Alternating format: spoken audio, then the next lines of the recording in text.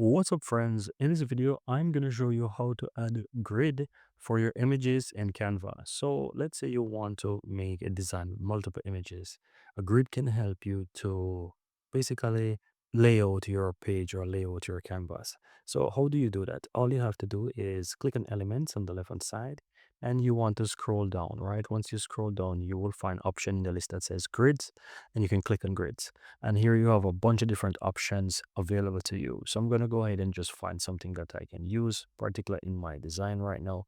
And yeah, we will see how that looks. So let's say I want to use, for example, this one. I can click on it and I can drag it onto my canvas. It doesn't matter the size of how the grid is showing.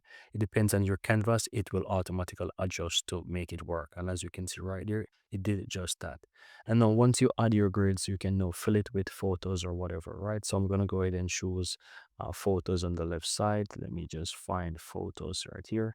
And I'm going to just randomly put some photos there, right? So let's say I wanted to add this, I can add this right here. Let's say I wanted to add this, I can add it.